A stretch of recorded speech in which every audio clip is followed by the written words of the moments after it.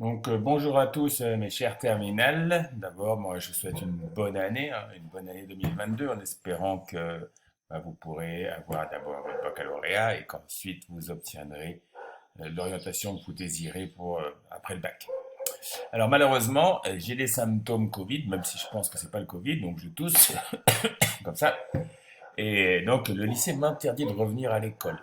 Et comme le bac c'est dans 2 mois et que je suis assez inquiet pour d'avoir le temps d'avoir un peu de révision avant les épreuves du bac, avoir le temps de faire des épreuves de TP avant les épreuves du bac, et ben je suis obligé malheureusement de ne pas vous laisser tranquille et de vous mettre un petit cours virtuel. Donc, je vais vous mettre une vidéo, vous regardez une vidéo et je vais expliquer l'activité d'aujourd'hui. Donc, on va essayer de comprendre pourquoi il y a des variations climatiques.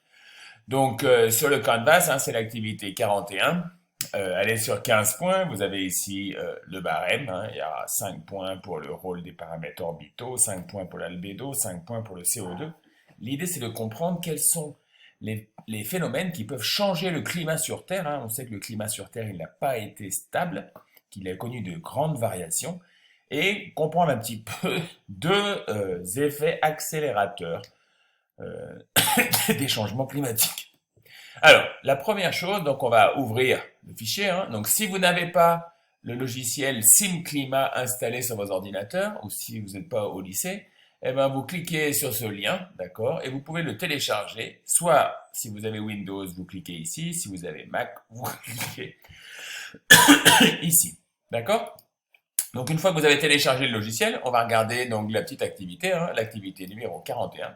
Donc on vous montre ici clairement les changements climatiques depuis environ 450 000 ans, donc qu'on a enregistré grâce par exemple à des carottes glaciaires ou grâce à des informations avec des fossiles, d'accord, ce qu'on a déjà vu un petit peu en enseignement scientifique. Donc on connaît, on peut dater, et on peut dater donc les changements climatiques qui ont existé depuis 500 000 ans. On cherche à comprendre, mais qui est à l'origine de ces changements climatiques? On sait que le changement climatique actuel, l'origine, elle est humaine, mais il y a 500 000 ans, il n'y avait pas d'industrie, l'homme ne manipulait pas autant la nature qu'il le fait aujourd'hui. Donc, ce n'est certainement pas l'homme qui était à l'origine de ces changements climatiques. On peut voir que ces changements, ils ont des variations qui peuvent être de presque 10 degrés. D'accord? Donc, c'est encore plus que ce qui est en train de se passer aujourd'hui. Alors, le premier qui a trouvé un cycle, c'est qu'on voit qu'ici, il y a des cycles d'environ tous les 100 000 ans. Il y a des grands changements climatiques. Et on s'est aperçu, Milankovitch s'est aperçu que l'excentricité de la Terre, c'est-à-dire l'orbite de la Terre autour du Soleil, connaît des variations. Et que ces variations, elles ont aussi, pardon, une périodicité de 100 000 ans et une autre de 400 000 ans environ. D'accord? Donc, est-ce que l'excentricité, qui a des variations qui correspondent, qui ont la même fréquence que les changements climatiques que l'on observe ici, est-ce qu'ils peuvent être responsables de ces changements climatiques? Donc, nous rappelons, on voit en fait, lorsque l'orbite devient plus elliptique, et ben, la Terre peut s'éloigner du Soleil, ce qu'on appelle l'aphélie ou quand elle est loin du Soleil, la périhélie lorsqu'elle est proche du Soleil, alors que quand l'orbite est plus circulaire, eh ben, il n'y a pas ces variations de distance tout autour de l'année. Donc un deuxième paramètre, c'est l'obliquité. Donc l'obliquité correspond à la variation de l'axe d'inclinaison, ou de l'inclinaison, pardon, de l'axe de rotation de la Terre. En effet, cet axe de rotation, il n'est pas perpendiculaire, là c'est la différence jour-nuit, mais la Terre tourne selon un axe de rotation qui est légèrement incliné par rapport à la verticale. Cette inclinaison, elle varie de 22 à 24 degrés, c'est ce qu'on appelle l'obliquité. Plus l'obliquité est grande, plus la Terre est penchée et plus elle va présenter son hémisphère sud ou son hémisphère nord durant l'été, c'est-à-dire plus les saisons seront marquées, plus il y aura de grandes différences entre les saisons. Et ces différences entre les saisons vont faire que les contrastes entre les saisons vont influencer le climat. Donc on veut essayer de comprendre, il faudra faire un petit modèle, si l'obliquité est responsable de ces changements climatiques, sachant que l'obliquité a un cycle de 40 000 ans et que les experts, en regardant là aussi, ils retrouvent des changements climatiques environ ici, qui sont moins importants que celui de 100 000 ans, mais qui existent environ tous les 40 000 ans.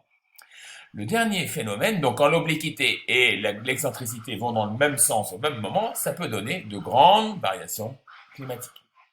Dernier phénomène, c'est la précession des équinoxes. Qu'est-ce que c'est que la précession? C'est que la Terre tourne autour de la Terre selon un axe de rotation, comme on vient de le voir, mais cet axe de rotation, il tourne un petit peu comme une toupie et il peut s'inverser. C'est-à-dire que de temps en temps, l'axe de rotation, il est comme ceci, comme sur le dessin au-dessus, mais de temps en temps, il peut se retourner et devenir comme dans ce sens-là, d'accord? Dans ce cas-là, on a donc un changement de la précession avec une période là tous les 20 000 ans.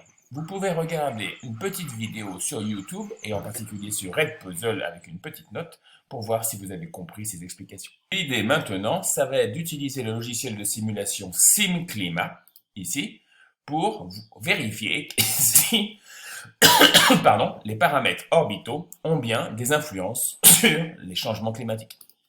Donc on va faire une petite simulation. D'abord on va faire la courbe de témoin pré-industrielle. Je vais la faire durer 5000 ans environ. D'accord? Je vais choisir une couleur. Je vais marquer courbe témoin. Et je vais donc vérifier donc excentricité actuelle, distance Terre-Soleil actuelle, puissance solaire actuelle. Alors, on pourrait changer les choses, hein, et précession, tout est la valeur actuelle. Je dis OK. Et j'ai donc la courbe actuelle. D'accord? Maintenant, je peux recommencer. Je rajoute une séance. Je vais toujours dire 5000 ans, pré-industriel. Et je vais changer, par exemple, avec une excentricité minimale. D'accord? Hop, je vais à l'excentricité, je choisis la valeur minimale et je compare par rapport à ce qui se passerait avec l'actuel. D'accord? Donc je peux avoir la conséquence de l'excentricité, d'une diminution de l'excentricité sur le changement climatique avec par exemple la température. Donc on voit que la température pourrait augmenter lorsque l'excentricité diminue. Et je continue ainsi de suite avec, donc, hop, je vais choisir excentricité maximale. D'accord? Et je vais faire les différentes excentricités. Je vais choisir la valeur maximale. D'accord? Et là, je vais regarder ce qui se passe. D'accord? Et donc, à chaque exercice, je vais pouvoir analyser mon résultat, en donner une conclusion sur le rôle de l'augmentation de l'excentricité, la diminution de l'excentricité, l'augmentation de l'obliquité, la diminution de l'obliquité, l'influence de la précession, et vous pourrez ainsi déterminer si les paramètres orbitaux ont été responsables des différents changements climatiques que l'on a observés au cours de l'histoire de la Terre. D'accord? Donc une fois que j'aurai fait ça, ensuite on va regarder ce qu'on appelle les rétroactions climatiques. Donc ces rétroactions climatiques, il y en a deux. C'est l'albédo. Hein? Donc on sait que l'albédo représente le rapport entre l'énergie réfléchie sur l'énergie reçue. Plus cet albédo est proche de 1, et moins la Terre va absorber d'énergie, plus cet albédo est proche de 0 et plus la Terre absorbe de l'énergie et se réchauffe. Or, on sait que la glace étant blanche, elle a tendance à réfléchir l'énergie, donc elle va avoir un albédo élevé. Si la surface des glaces est grande, l'albédo est élevé. Si la surface des glaces est petite, l'albédo est plus faible. On va essayer donc, avec le logiciel SimClima, à vous de chercher un petit peu comment ça marche cette fois-ci, réaliser un protocole qui permet de vérifier le rôle de l'albédo. D'accord? Avec une obliquité minimale, donc on va choisir une obliquité minimale. Pareil pour le CO2. Hein. Donc le CO2, c'est le gaz à effet de serre. On sait qu'il plus il augmente dans l'atmosphère et plus l'effet de serre augmente et plus la température augmente, d'accord? Mais on sait aussi que le CO2 est capable de se dissoudre dans les océans et qu'actuellement, par exemple, les océans sont ce qu'on appelle un puits de carbone, c'est-à-dire qu'ils nous permettent d'absorber du CO2 que l'homme rejette.